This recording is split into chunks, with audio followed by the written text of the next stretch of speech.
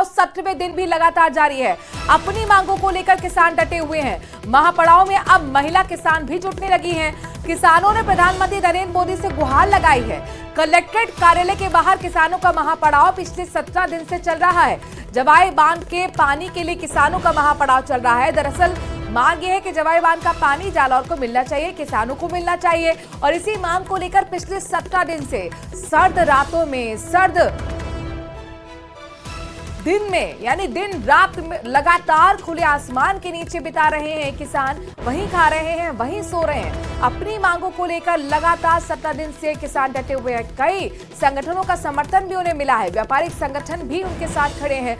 महापड़ाव में अब महिला किसान भी जुटने लगी हैं। बड़ी बात है कि किसान महिला अब धरना प्रदर्शन में लगातार बड़ी संख्या में पहुंच रही हैं। ये रबी की फसल की बुआई का वक्त है, लेकिन बावजूद इसके अपने काम काज को छोड़कर महापड़ाव कर रहे हैं किसान।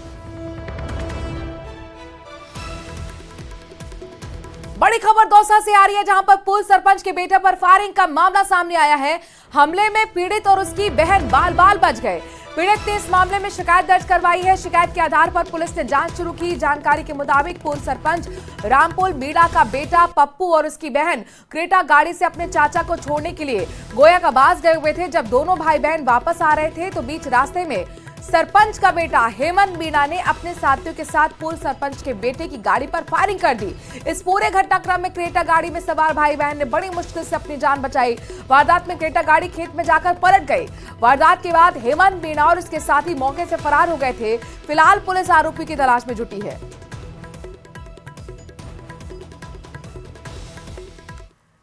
इस बीच बड़ी खबर कोटा से आ रही है। महिला के साथ दुष्कर्म के मामले में आज धरना प्रदर्शन चलने वाला है। 11 बजे हिंदू संगठनों की ओर से धरना दिया जाएगा। कैथून थाने के बाहर ये धरना प्रदर्शन होगा।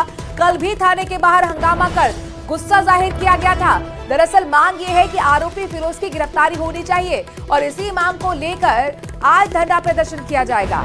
आपको बता दें कि ईंट भट्टा पर काम करने वाली महिला के साथ दुष्कर्म का आरोप उस पर लगा है।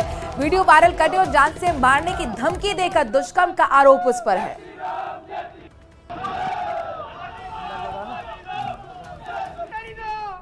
और अब बात करते हैं आज की सबसे बड़ी और महत्वपूर्ण खबर की। टोंक से बड़ी खबर है। समरावता थप्पड़ कांड उपद्रव मामले में बड़ा अपडेट आपको दे दें।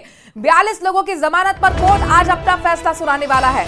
गिरफ्तार 42 लोगों की जमानत पूरी हो चुकी है। सुनवाई जिला एवं सेशन कोर्ट में सुनवाई पूरी हुई थी।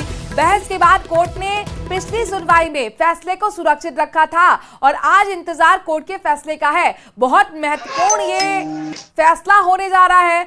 पूरे प्रदेश की निगाह कोर्ट पर टिकी हुई है। आपको याद होगा कि जिस वक्त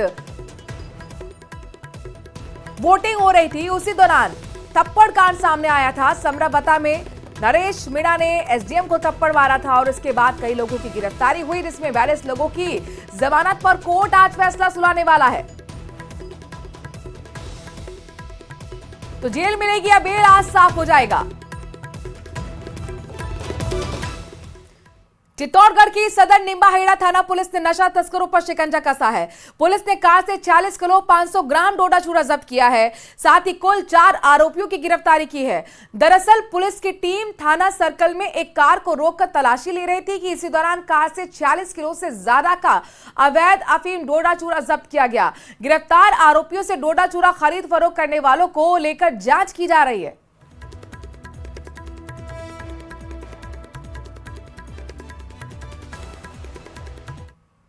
और अब आपको लिए चलते हैं अजमेर, जहां पर चोरों के हौसले बेहद बुलंद नजर आ रहे हैं।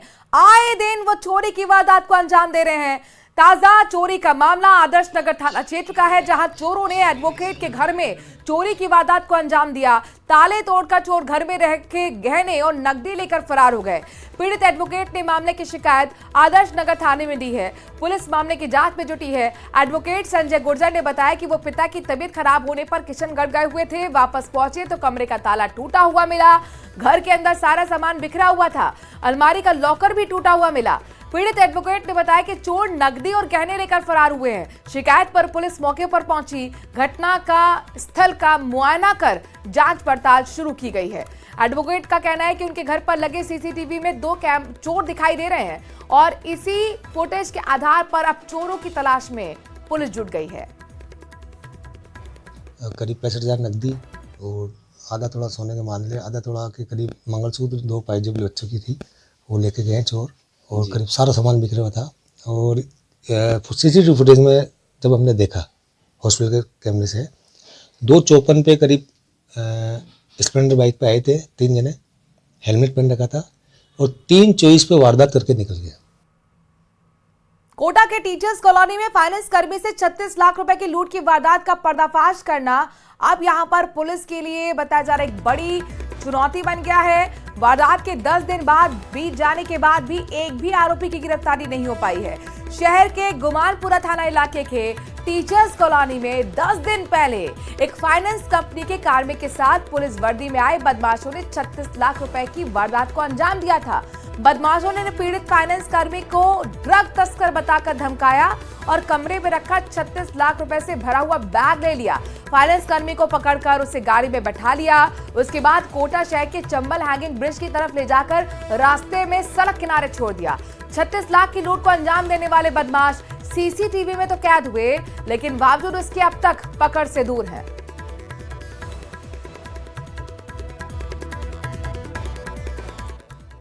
श्रीगंगानगर में हत्या के आरोपी युवक ने थाने में आत्महत्या कर ली है, जिसके बाद इलाके में सनसनी फैल गई।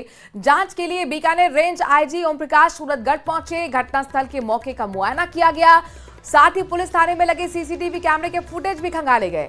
हत्या के 4 महीने पुराने मामले में आरोपी युवक नरेश उर्फ नस्सी गुरुवार अलसुबह पुलिस हवालात में रजाई की खोली से फांसी का फंदा लगाकर उसने आत्महत्या कर ली थी।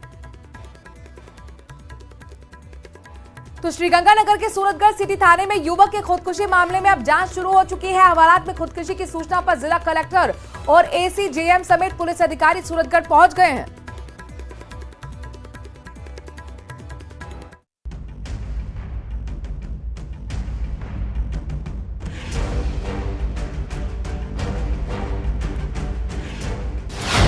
हत्या के आरोपी ने आखिर क्यों की खुदकुशी?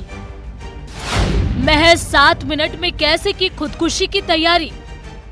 हवालात में नरेश की खुदकुशी से उठ रहे सवाल।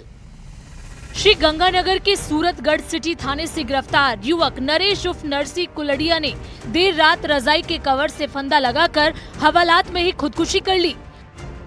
मृतक नरेश को 4 महीने पहले हुई हत्या के मामले में गिरफ्तार किया गया था। पुलिस के मुताबिक नरेश को बुधवार को ही गिरफ्तार किया गया और रात को हवालात में बंद किया गया। नरेश रात करीब 1:30 बजे उठा और महज 7 मिनट में ही उसने सर्दी से बचाव के लिए दी गई रजाई के कवर का फंदा बनाकर खुदकुशी कर ली। घटना की सूचना मिलने पर जिला कलेक्टर डॉक्टर मंजू समेत पुलिस के आलाधिकारी सूरतगढ़ पहुंचे। उधर न्यायिक मजिस्ट्रेट एसीजेएम देवेंद्र मीणा ने सिटी थाने में पहुंचकर घटनास्थल का निरीक्षण किया और परिजनों के बयान दर्ज किए। मौके पर साक्ष्य जुटाने के लिए एफएसएल की टीम को भी बुलाया गया। सूरतगढ़ सिटी थाने पे दर्ज एक प्रकरण में और नरेश उर्फ जो नरसी है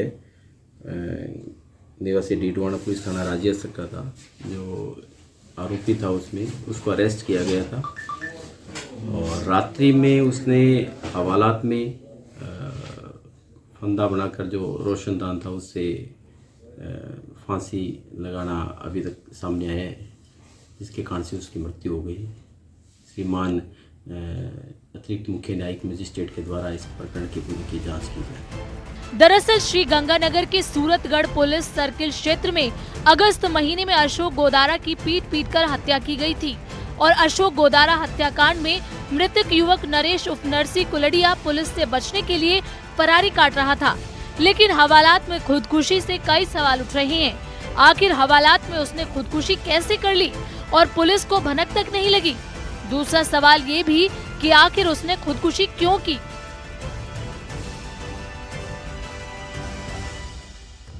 पुलिस कस्टडी में हत्या के आरोपी युवक के द्वारा सुसाइड किए जाने की सूचना पर श्री गंगानगर जिला पुलिस में हड़कंप मच गया। वहीं सूचना पर श्री गंगानगर जिला कलेक्टर सहित पुलिस के उच्च अधिकारी मौके पर पहुंचे और घटनास्थल का मौका मुआयना किया।